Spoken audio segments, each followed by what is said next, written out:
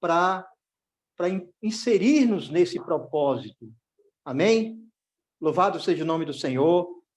Nós estamos vendo agora, vamos ver essa palavra que é a quarta mensagem do Alimento Diário, palavra muito preciosa. Embora o tempo não me ajude, mas vou tentar ser bem sucinto nessa palavra que o Senhor me responsabilizou em falar. Ora, eu peço espírito de oração para os irmãos, para que o Senhor conheça a minha limitação, mas Ele é ilimitado, Ele é eterno, Ele é todo suficiente. Eu confio totalmente no Senhor, dependo dele totalmente. Por isso, quero que os irmãos estejam com o espírito de oração, não só para ouvir a palavra, não é? Mas também para ganhar o que está no coração do Senhor. Isso é o mais importante. Amém? Louvado seja o nome do Senhor. Dentro dessa palavra, nós vamos ver sobre a obra de fé. A obra de fé. Graças ao Senhor pela obra de fé. Não é apenas uma questão de crermos na palavra, crermos no Senhor, não é apenas isso. É crermos no que o Senhor está fazendo hoje na terra, que Ele está fazendo na minha vida. Amém? O alvo é que o Senhor está me preparando, o Senhor está mexendo com o meu interior, o Senhor precisa nos preparar para a sua volta. Sermos aqueles que vão participar do exército de Deus, em Salmo 110. Amém? Nós estamos aqui para dar descanso aos pés do Senhor, para lutarmos contra o inimigo, para sermos aqueles que cooperam o Senhor para colocar todas as coisas em ordem. Nós somos a igreja, um exército de Deus, e também participarmos das primícias, aqueles que estão de pé com o Senhor no Monte Sião. Ele está nos preparando para isso. Nós precisamos aproveitar essa palavra, essa obra de fé que Ele está operando eficazmente em cada um de nós, e para isso nós precisamos, como cantamos o hino agora, eu fiquei muito tocado, temos de crer e sempre obedecer. Se contentes em Cristo, almejamos viver. Graças ao Senhor pela sua obra de fé. Então, para que a obra de fé aconteça na nossa vida, nós precisamos conhecer o propósito de Deus. O propósito de Deus está em Efésios. Gostaria que os irmãos acompanhassem comigo. Amém? Efésios, capítulo 1, versículo 9 e 10. Versículo maravilhoso. Desvendando-nos o mistério da sua vontade, segundo o seu beneplácito que propuser em Cristo. Amém? Desvendando-nos o mistério da sua vontade. A vontade do Senhor, ela era um mistério. Ninguém, nem os anjos sabiam da sua vontade, o mistério da sua vontade. E Ele revelou para nós, Ele desvendou para nós, através dos seus apóstolos, dos seus profetas, tem desvendado o mistério da sua vontade para nós, segundo o beneplácito, o bom prazer que Ele pôs em Cristo, que Ele propôs em Cristo. Graças ao Senhor. Que grande mistério é esse? Esse mistério que Ele desvendou, segundo o seu bom prazer, segundo o seu beneplácito, é de fazer convergir nele, convergir em Cristo, na dispensação da plenitude dos tempos, todas as coisas, tanto as dos céus como as da terra. Convergir, essa palavra no grego é nekephalomai. Não sei se estou falando correto, mas no grego é nekephalomai, que significa o Senhor, a vontade de Deus é que todas as coisas estejam o quê? Conectadas em Cristo, encabeçadas em Cristo, Cristo encabeçando todas as coisas conectadas nele. Amém? Louvado seja o nome do Senhor. Lá em também Colossenses, capítulo 1, versículo 17, tem um versículo maravilhoso que fala o seguinte. Amém? Ele, Cristo, o nosso Cristo amado, Ele é antes de todas as coisas e nele tudo subsiste. Ele é antes de todas as coisas, nele tudo subsiste. Deus, Ele quer realmente, já planejava antes, né, de ter um relacionamento com a sua criação.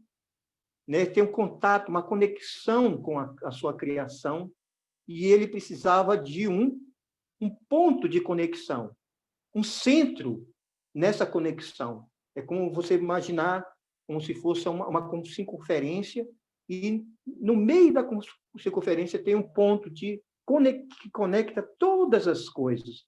Nós vimos esse versículo em Colossenses, que fala que nele tudo subsiste. É a mesma palavra, só que aqui é sunital, no grego, né? Sunital é aquele que conecta toda e tem um eixo que sustenta todos os raios. Amém? É algo que sustenta toda a criação, que harmonia. Cristo é aquele que conecta todas as coisas. A nossa vida também, irmão. Nós precisamos ter Cristo como um centro, quisermos, e tudo estará em ordem, tudo está conectado a Ele. Ele é o centro que dá sentido a toda a nossa vida, né? Louvado seja o nome do Senhor. Ele é o centro. Amém? Cristo, né? Por isso que fala no capítulo 1, versículo 16, diz assim: graças ao Senhor com respeito à sua criação, não é? Versículo 16, pois nele. O versículo 13 fala o seguinte: ele nos libertou do império das trevas e nos transportou para o reino do Filho do seu amor, no qual temos a redenção e remissão dos pecados. Este é a imagem do Deus invisível, o primogênito de toda a criação. Pois nele, amém? Pois nele foram criadas todas as coisas, nos céus, sobre a terra, as visíveis e as invisíveis. Sejam tronos, sejam soberanias, quer principado, quer potestade. Tudo foi criado por meio dele e para ele. Tudo foi criado por meio dele e para ele. Quer as coisas visíveis, quer as coisas invisíveis. Os principados e potestades, até os anjos, que são invisíveis, eles foram criados por meio dele e para ele. Graças ao Senhor pelo seu propósito eterno de colocar Cristo como centro de tudo, a conexão de toda a criação, que coloca em ordem todas as coisas. Ele é o eixo, ele é tudo, graças ao Senhor.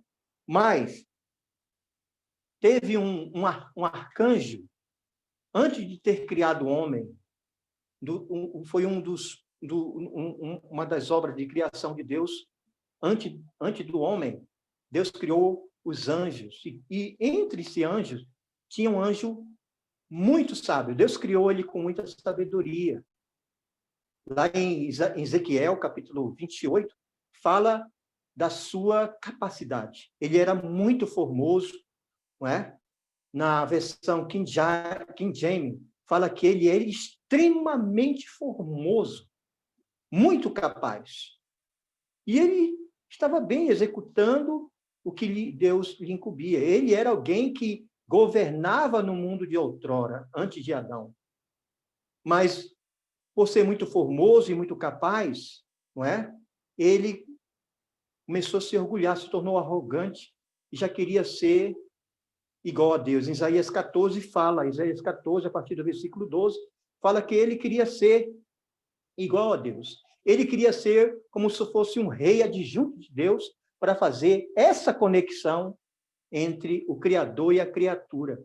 Só que Deus não planejou isso. Deus já tinha planejado esse rei adjunto que faz conexão entre a criatura e o Criador, é seu filho.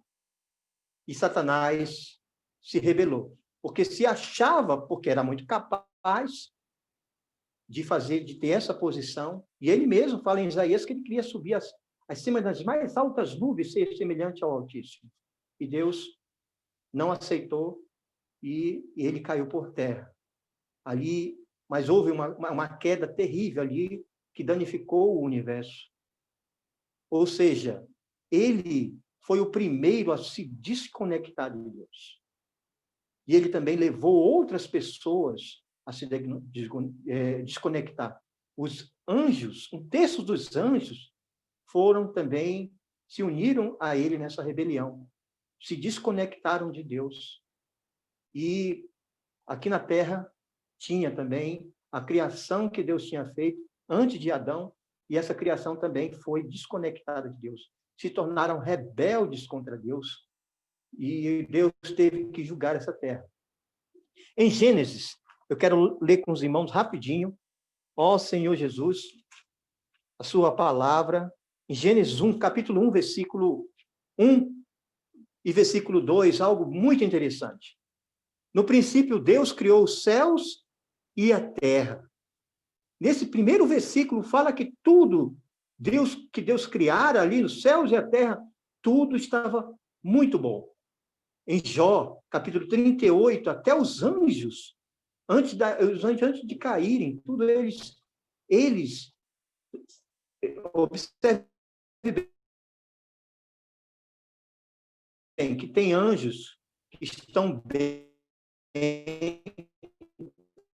com Deus.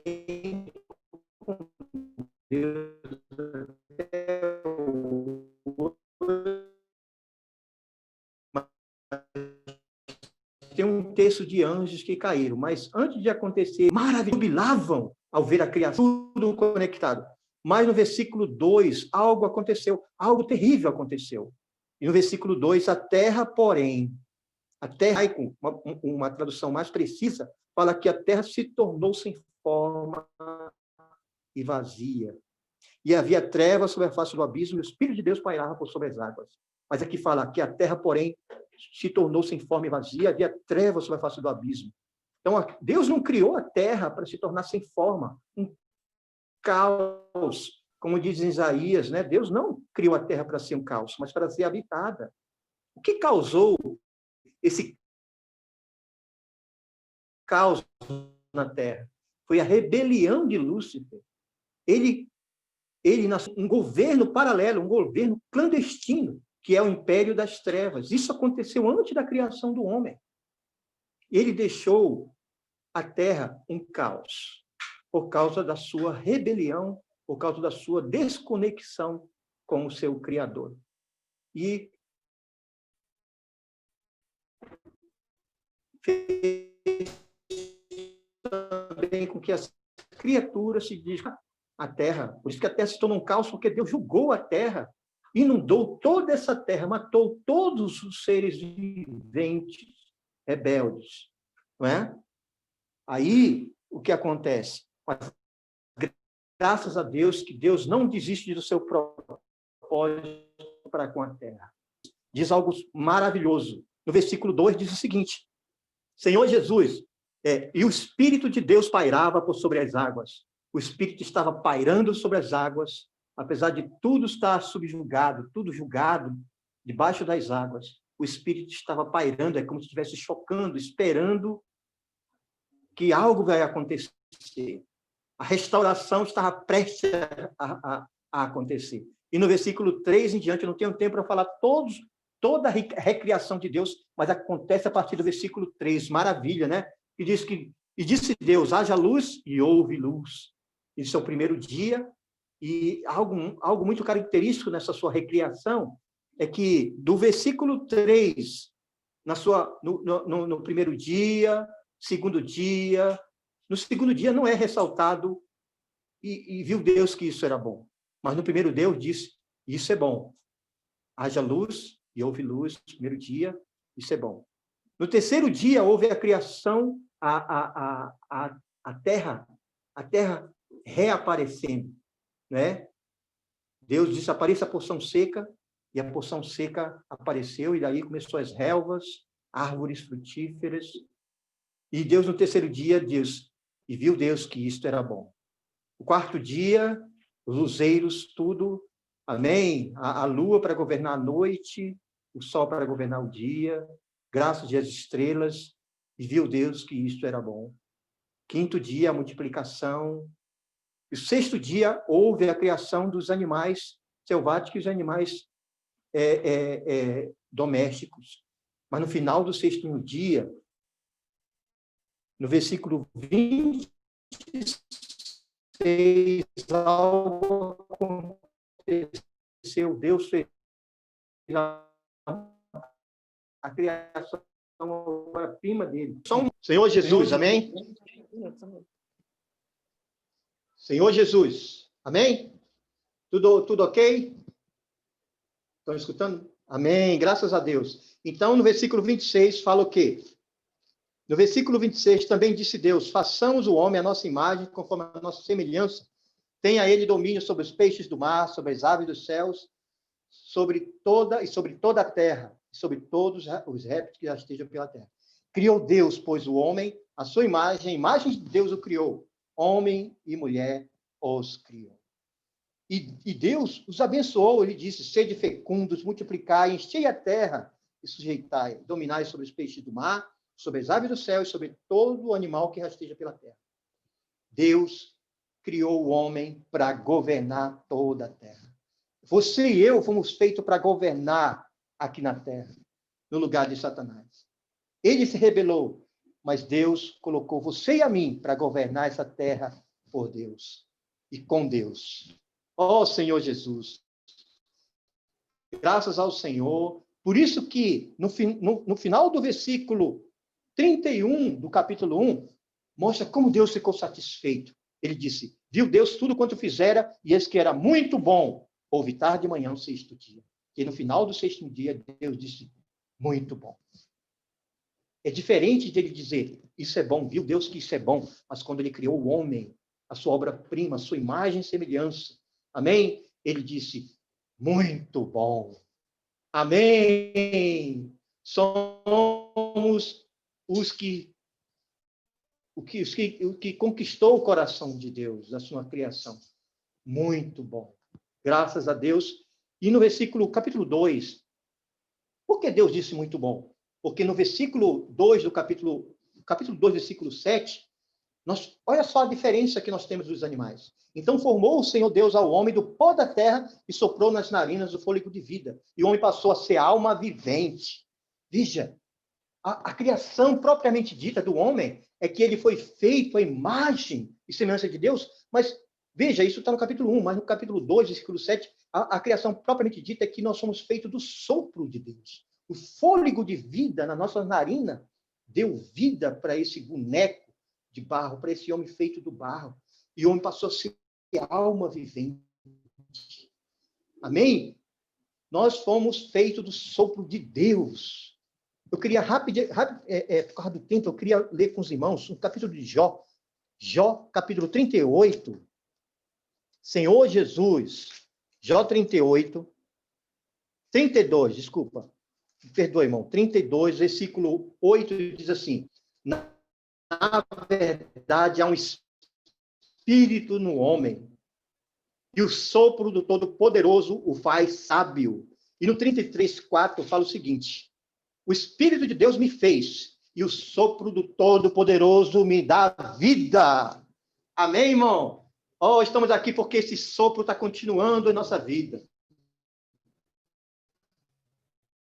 Nós nos movemos por ele existir.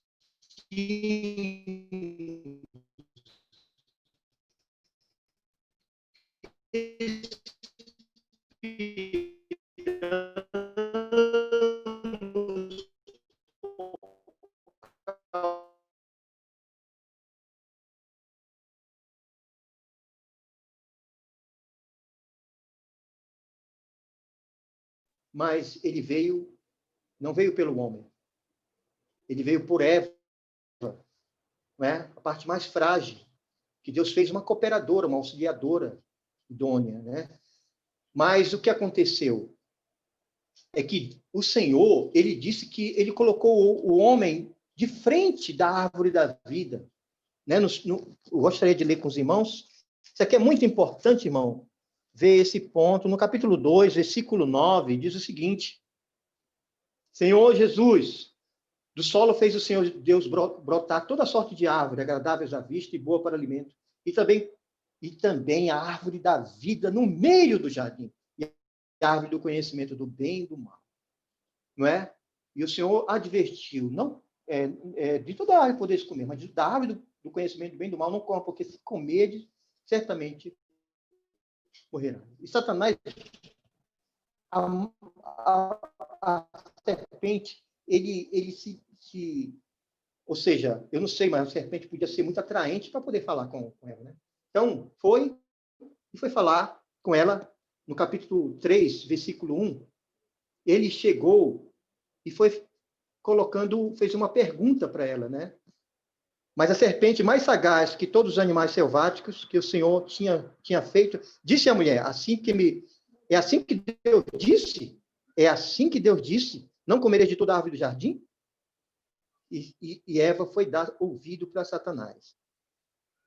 Ela falou assim, respondeu-lhe a mulher, do fruto da árvore do conhecimento, do fruto das árvores do jardim, podemos comer, mas do fruto da árvore que está no meio do jardim, disse Deus, dele não comereis, nem tocareis nele, para que não morrais. Tem um ponto aqui que eu quero chamar a atenção para os irmãos.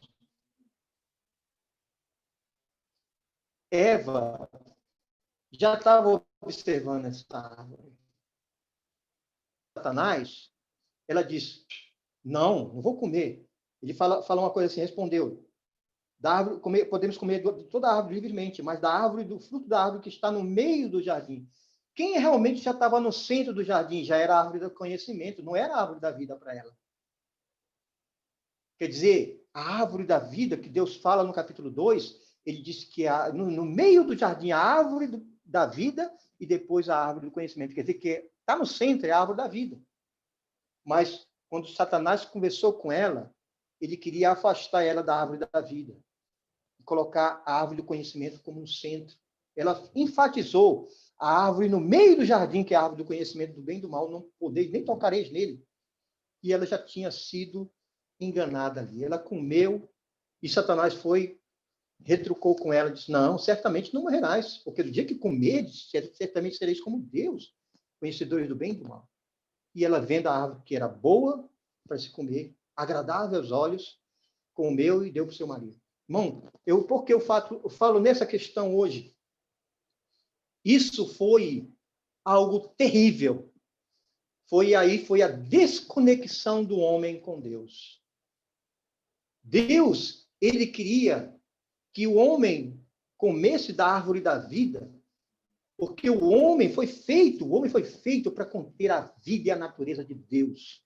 A árvore da vida era o próprio Deus como vida em Cristo ali, como árvore. Ele mesmo fala em João 15, eu sou a videira verdadeira e o meu pai é o agricultor. O pai plantou aquela árvore no centro do jardim, porque ele mesmo quer ser vida para o homem. Eu vim para que tenham vida e vida em abundância. Mas o homem foi enganado, comeu da árvore do conhecimento do bem e do mal, e aí houve uma terrível desconexão.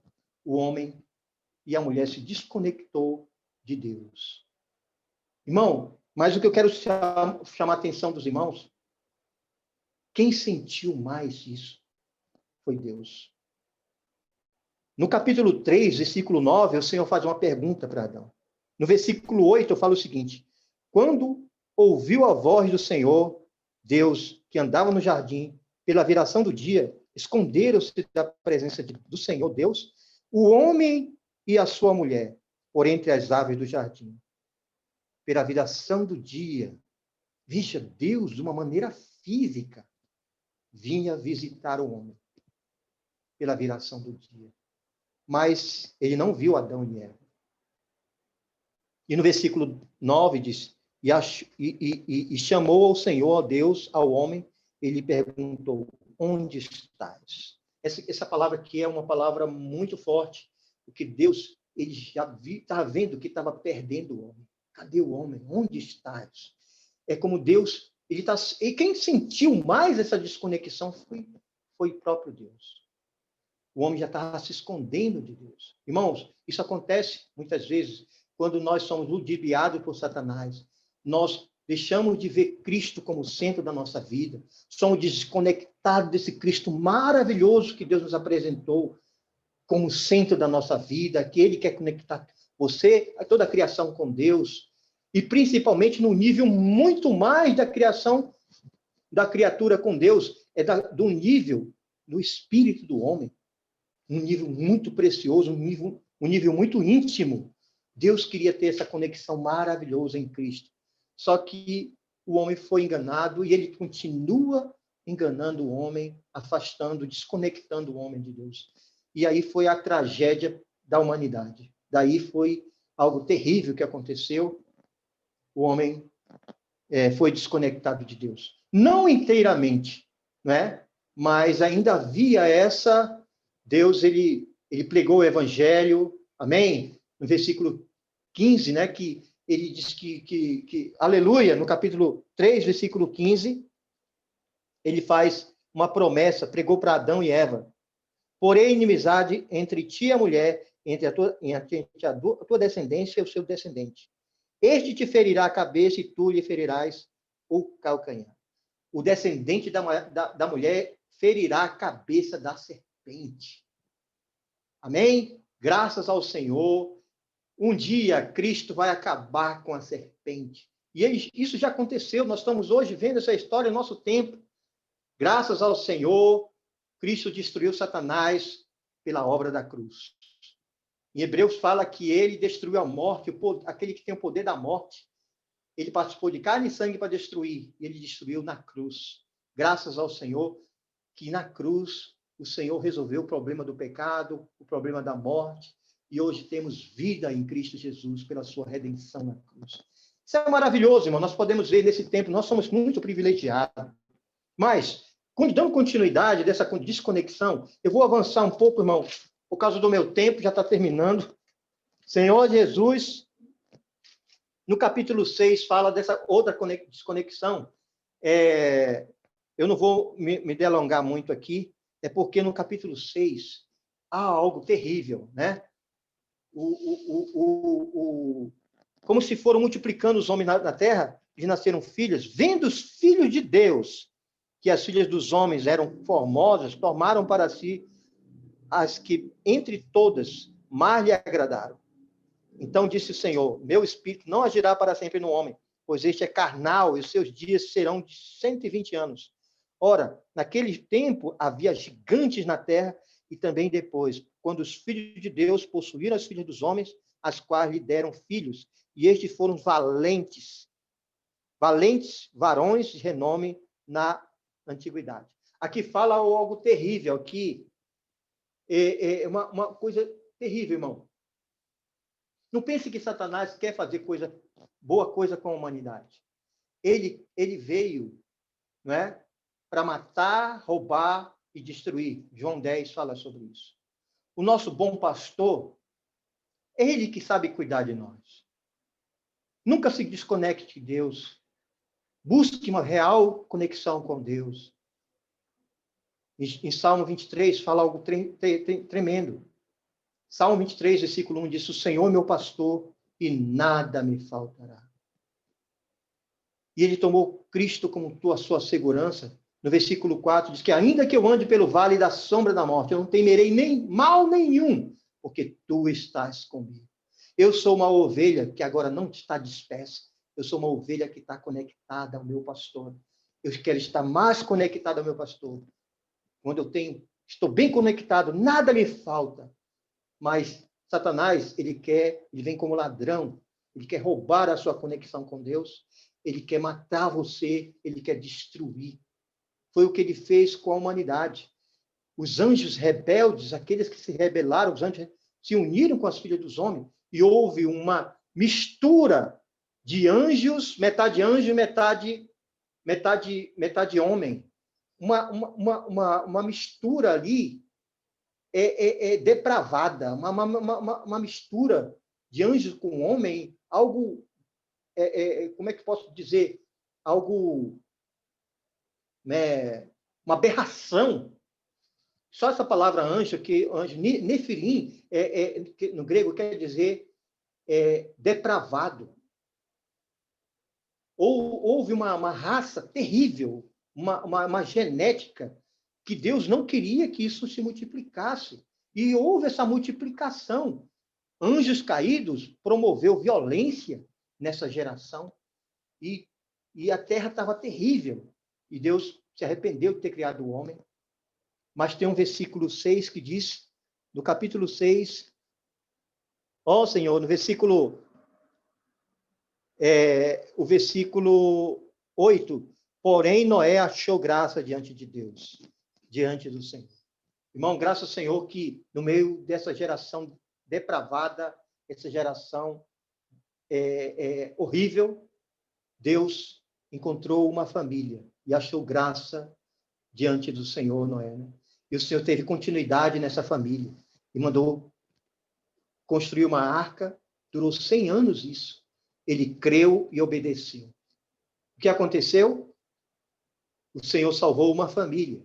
E dessa família se multiplicou de novo a humanidade. Irmãos, eu sou muito assim privilegiado de ver essa palavra. O tempo não me permite falar tudo. Mas graças ao Senhor, irmão, tem outra situação. Depois do dilúvio, em vez do homem continuar nesse temor, logo, depois de Noé, né, de Cã, veio Nimrod, que ele liderou uma rebelião para o homem se desconectar de uma vez contra Deus. No capítulo 11, fala algo terrível. Ele mesmo fala, disseram uns aos outros, vinde e façamos tijolos e queimemos-nos bem. E os tijolos serviram-lhes de pedra e o betume de argamassa. E disseram, vinde, edifiquemos para nós uma cidade e uma torre, cujo topo chega até aos céus, e tornemos célebre o nosso nome, para que não sejamos espalhados por toda a terra. Então, aqui fala que ele queria tornar célebre o nome do homem. Isso quer dizer que, não, vamos esquecer o nome de Deus. E isso é Babilônia, isso é Babel, e isso é hoje. Existe o movimento pós-modernismo, que é a mesma linha de Nimrod. Eles querem tirar Deus da jogada, eles querem declarar que não precisam de Deus. Irmãos, a humanidade chegou a tal ponto que Deus não podia julgá-lo mais com água. E Deus confundiu a língua dos homens. Tem um ponto aqui que eu queria chamar a atenção para os irmãos, e ele fala aqui no versículo 6. Eis que o povo é um, e todos têm a mesma linguagem. Isto é apenas o começo. Agora não haverá restrição para tudo que intentam fazer. A mesma linguagem. Qual é essa mesma linguagem? Essa mesma linguagem está em Salmo, capítulo 2. Salmo, capítulo 2. Senhor Jesus, ele fala algo terrível aqui. Essa linguagem deles aqui era essa. Versículo 1 do Salmo 2 diz o seguinte: porque se enfureceram os gentios, isso está acontecendo hoje, e os povos imaginam coisas vãs. Os reis da terra se levantam, e os príncipes conspiram contra o Senhor e contra o seu ungido, dizendo, rompamos os seus laços e sacudamos de nós as suas algemas. Sabe, é isso que o povo agora tinha a mesma linguagem, né? Esse é o governo humano. Estão tendo a mesma linguagem que eles querem romper todo o laço com Deus. Irmão, algo terrível. Mas no versículo 6, eu, porém, constituí o meu rei sobre o meu santo monte Sião, proclamarei o decreto do Senhor. Ele me disse, tu és meu filho, eu hoje te gerei. Senhor, amém. O homem, ele quer se desconectar ao máximo de Deus, mas, aleluia, tem aqueles que estão no monte Sião, aqueles que invocam o nome do Senhor. Jesus é o nosso rei. Amém. Louvado seja o nome do Senhor. Terminando, irmão, eu espero os irmãos um pouquinho, só uns 5 minutos, por favor. Eu louvo o Senhor, porque o Senhor levantou Abraão, no meio da geração que havia esquecido de Deus. Amém? Deus chamou Abraão, sai da tua terra, da tua parentela, e vem para a terra que te mostrarei. Graças ao Senhor, Abraão atendeu. Amém? E Deus o justificou porque ele creu em Deus.